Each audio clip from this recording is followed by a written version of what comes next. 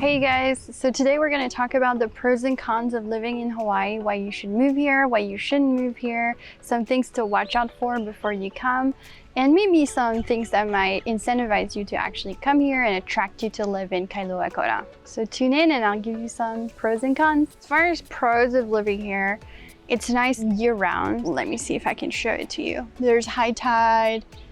It's just a really nice place in general to live.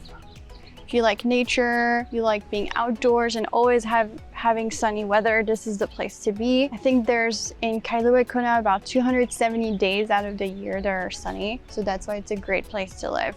Another pro of living here is that there's not a lot of hustle and bustle. If you're looking to get away from the big city life and always having traffic and all that kind of stuff, Kailua, Kona is pretty much the right place for you because it forces you to slow down, just enjoy the nature. There's just not a lot that can stress you out here.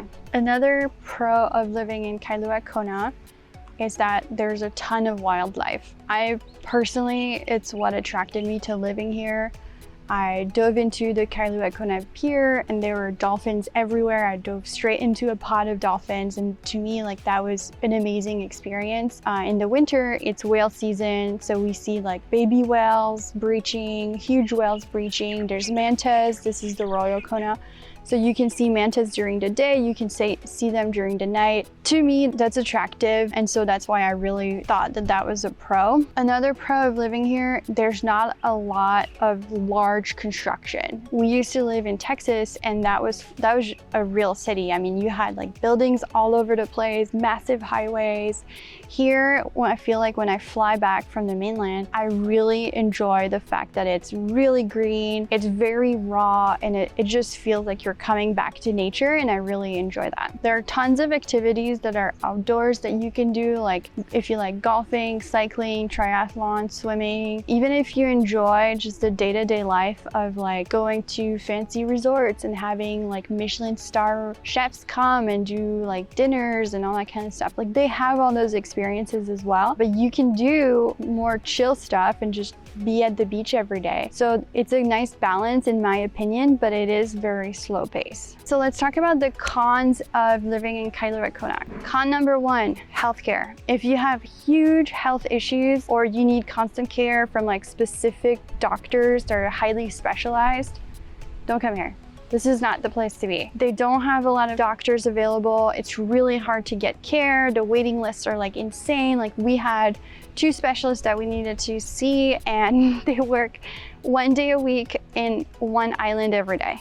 So the waiting list was 7 months, and it was driving me insane.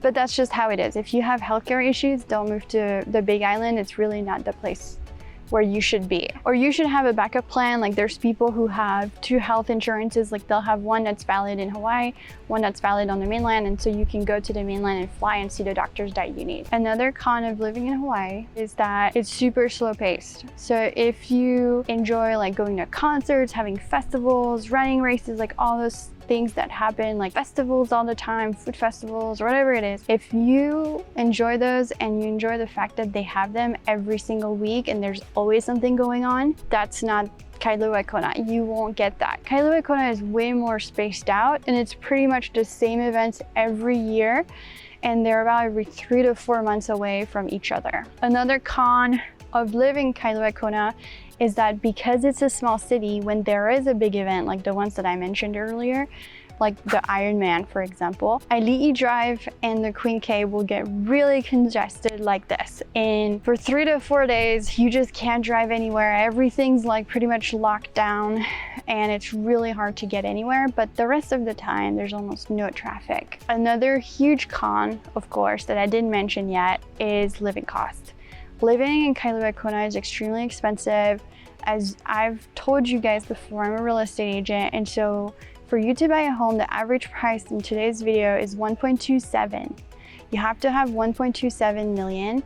And then if you want to buy a condo that doesn't do short-term vacation rentals, those are around $500,000 for a 2-bedroom, 2-bath. If you want a condo that does do short-term vacation rental, it's $500,000 to start at a 1-bedroom. It's very expensive to live in Kailua, Kona. The other thing is everything else is really expensive. Gas is expensive, milk is expensive, bread is expensive. Like the milk cost just went up. I was like astonished. I used to pay like $4.50 and now it's $5.70 for a gallon of milk from last year to this year. It's just really expensive to live here. If you live in California, some people try to say that it might be equivalent. I agree and I don't agree. I think that in terms of vegetables and fruits and all that stuff, we're way more expensive because there's an importation tax and the vegetables and the fruits just go bad so quickly when you have them at home, and you don't have that in California. So there's still like a good value for the price that you're paying. As far as like day-to-day costs, like your gardener, your electricity, your water, all that kind of stuff, that is equivalent, I'd say. Not that things individually cost the same, but when you put them all together, your budget, your monthly budget will be equivalent to what it is in California. And that's based on feedback from my clients moving here and trying to see like what the difference is. Schools, I'm not saying that they're bad. I think they're fine.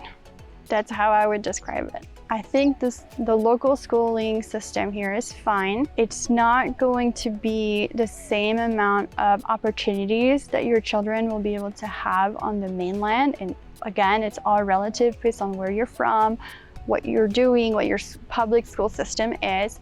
There are private schools available in Waimea. So there's Parker Ranch. There's 2 private schools, but Parker is where you want your children to go. That's all I know. It's about $27,000 to $28,000 per child. And then you still have to pay for the after school activities. But that's a really, really good school. A lot of people from the Bay Area who move here or during COVID were here. All of their children went there. It's actually a really, really good school. The other schools though, they're okay. You definitely get like very unique experiences when you go to the schools. A lot of people do homeschooling. That's another option. And there's a lot of after school activities. So even if your kids are doing homeschooling, you can still sign them up to like do soccer, to swimming school, like surfing school, all that good stuff. So please subscribe to my channel. I'm here to give you some insights about living in Hawaii, what it's like to be in Kailua, Kona, and I'll see you on the next episode.